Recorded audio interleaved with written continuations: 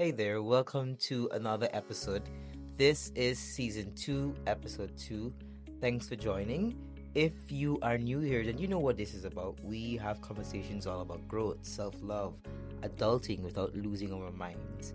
And so today's episode, it's a big one, especially for our Western people, because we're talking about breaking free from the weight of living the lives our parent wants for us and living our own life.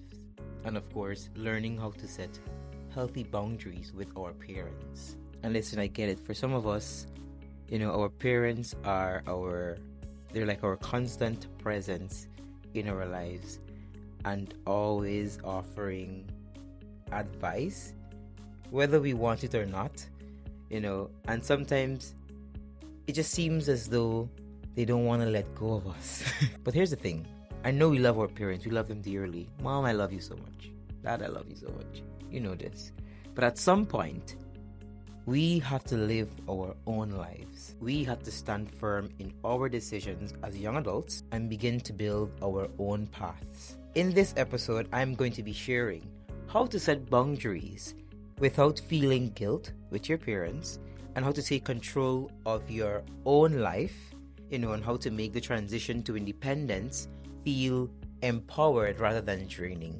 But first of all, before we go any further, I think we need to understand the actual parent dynamics, and why boundaries are so hard to set for us as young adults. Let's start with the actual facts. For many of us, we have been shaped, or our entire world have been shaped by our parents. Every decision was made, of course, by our parents, because it's my mother and my father, so why not? So, from what school that we attend to, how we spend our weekends, to the people we date. For some of us, our parents have to give approval and all of these different things, and in our young adults, they still may want to be doing such, which of course can cause frustration when the things you want to do not align with the things they want for you. And I know that our parents want what's best for us, but sometimes they view things based on their generation and based on their childhood traumas that they have to deal with. And that's just, I don't want to sound bad by saying that's just a matter for them, because we love their parents, but I don't think the way this is hard.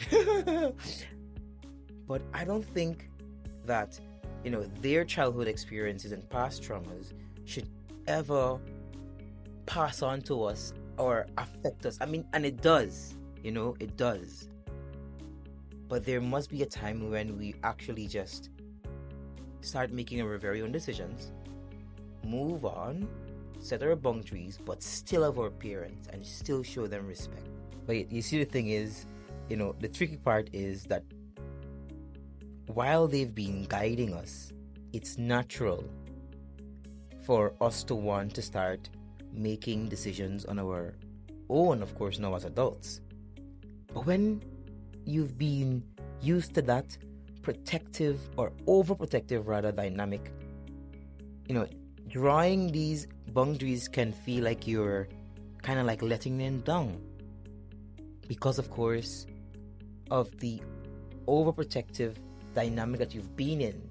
And so now that you're in a young adult stage, when you're going against them, it may feel as if you're letting them down, you're a disappointment in the family, when really and truly you're actually just trying to live your life. You're trying to make your mistakes, you're trying to live. But the thing is, what actually happens is that, as you get older, your needs change. You begin to want independence, your own space, and freedom to make choices that align with who you are and not who your parents want you to be. And this is where things can get a little bit dicey, because your parents might feel like you're pulling away from them or like they've lost control. But personally, I believe that setting boundaries is not a rejection towards your parents. It's more of a way to protect your own space, your own mental space, emotional space, whilst maintaining a healthy relationship with them. You're not asking permission to live your life. You're simply taking responsibility for your own journey that is to come. You feel me? But what I've learned over time is that, boundaries are actually necessary. They're necessary for healthy relationships, not just with your parents, with your peers, with your partners. They're very necessary. It actually let others know, or the people that you're setting the boundaries with, what's okay and what's not okay in your life. And for me personally, what boundaries actually do is that they protect your peace, and it gives you the space to grow without feeling suffocated or as if you're being controlled. And I'm not saying that setting boundaries with your parents means that you are disrespectful or it means that you have to cut them off. No, I need me mother daily.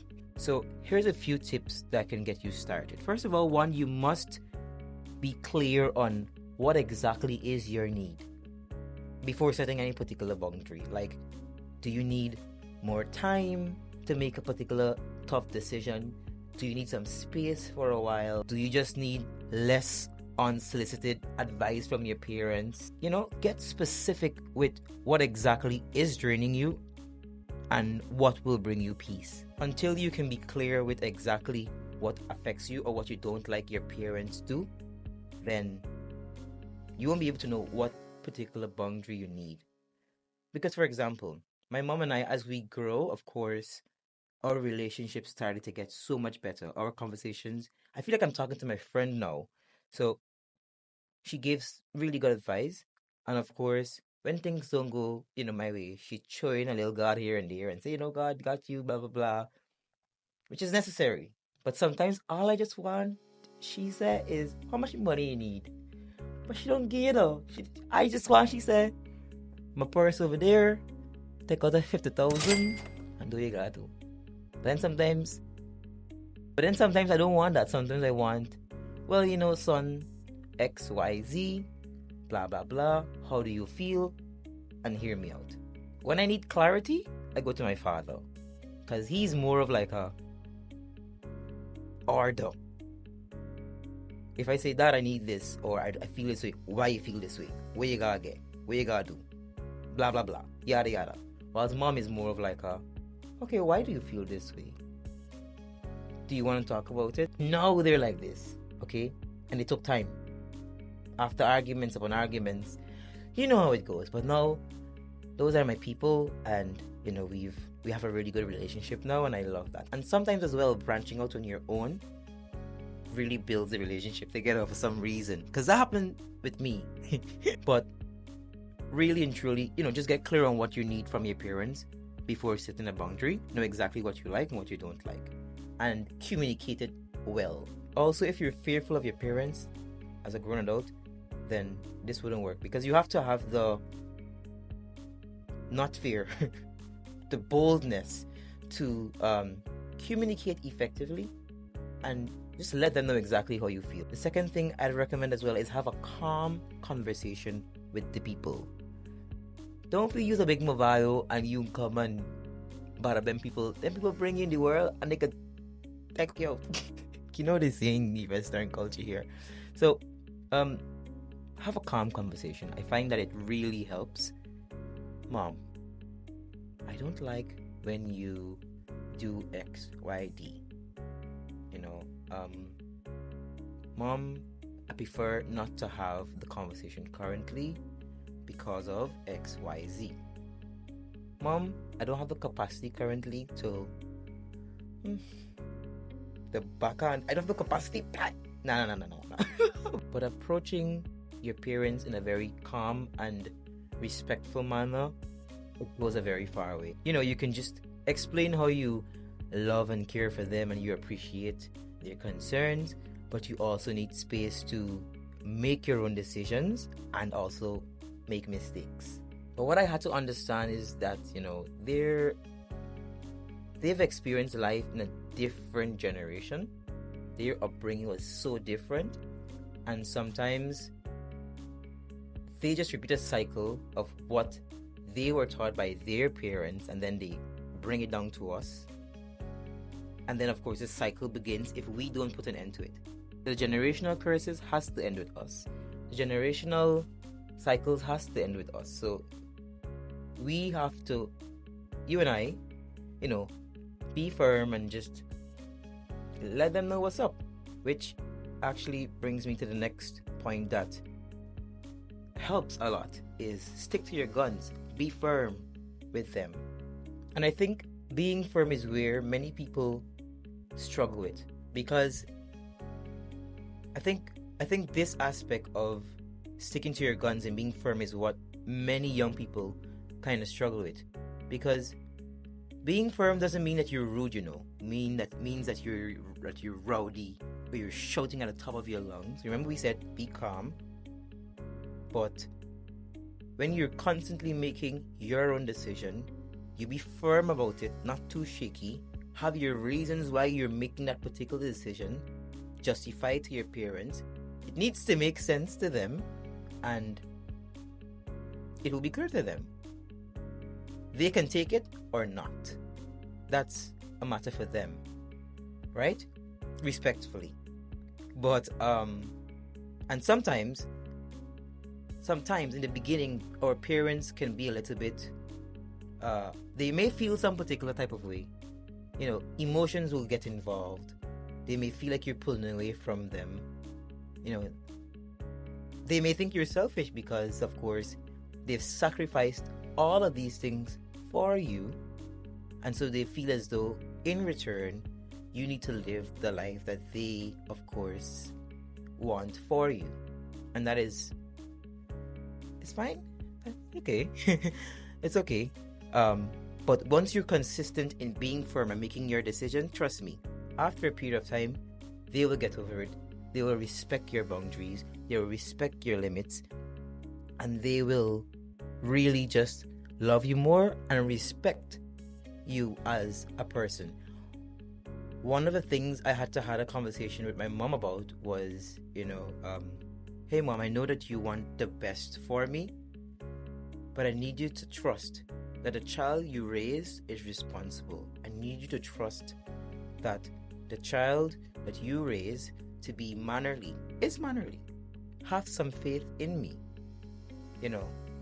Have some faith that when I get out there, I represent myself, I represent the family. Most of all, because we're from a Christian household, I represent God very well. Of course, I failed many times. Embarrass myself with people, in my own little way. But again, your 20s, we're learning, we're figuring it out. But after a period of time, after you've been making your decisions constantly, you've had the conversation with your parents, you've really let them know how you feel, and you speak to them in a very calm way, they will get around. They'll get over it. They'll be fine. And I think lastly, you need to be prepared for the emotional backlash, because when you set your boundaries, not just with your parents, but with your peers, relationships, whatever, feelings might get hurt, like I mentioned earlier. You might get rejected because people may feel as though the decisions you're making no longer aligns with what they see you as, or no longer aligns with, how they can benefit or gain from you. This is generally, right? And so they may push away. They're just simply adjusting to the way of relating to you and learning how you deal with things. So I advise you to just give them time and allow the relationship to grow with time. So now that you've set the boundary, how do you actually start living your own life? So here's the thing. Guilt is normal when it comes to low-key disappointing your parents in a sense. We've been raised, of course, to honor our parents and respect them. And sometimes doing your own thing or making your own decisions can feel like we're betraying them in some form. Because we are starting to finally live independently. And we may feel as if we're betraying them.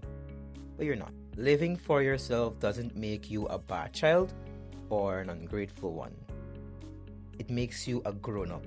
you have to allow yourself the freedom to be who you are and live a life that's meant for you. I had to affirm my right to live my life, whether it be making my own decisions, whether it be, making mistakes along the way. You don't have to earn the right to be independent. You were born with it. And moving towards independence, you have to celebrate the small wins that you've accomplished along the journey. You just got your first apartment. Good job. You just paid for 3 months straight. Beautiful. You're making progress. You're being a grown-up. Thirdly, let go of the guilt. You gotta let go of the guilt when it comes to living your own life and standard. And this is the hardest part, but it's also the most freeing and fulfilling, And also, you have to be considerate of your parents as well and their feelings as well. Because, of course, I'm not saying that, let's say you are, for example, there's a period of time in our lives when our parents wanted to know every single place you're going, with who, etc., because they care. They don't want to be seeing their son or their daughter on the news, or they don't want you to be involved in the different groups and gangs and drugs and all these things. So they care. So they assess your friends, they assess who you're around based on what you tell them, based on what they also know, just to ensure that their son is in a safe environment. That is all they want. Sometimes they put curfews because, of course, after a particular period, things get wild, dunce, in this town, in Guyana. So, of course, they want to ensure that you are safe, and it's for your safety.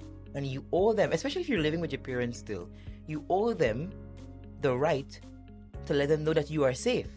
So, Mom, I'm out at a party, or Mom, I'm at my friend, I'm coming home XYZ time. Sometimes, of course, the time you give doesn't really, you know how it goes.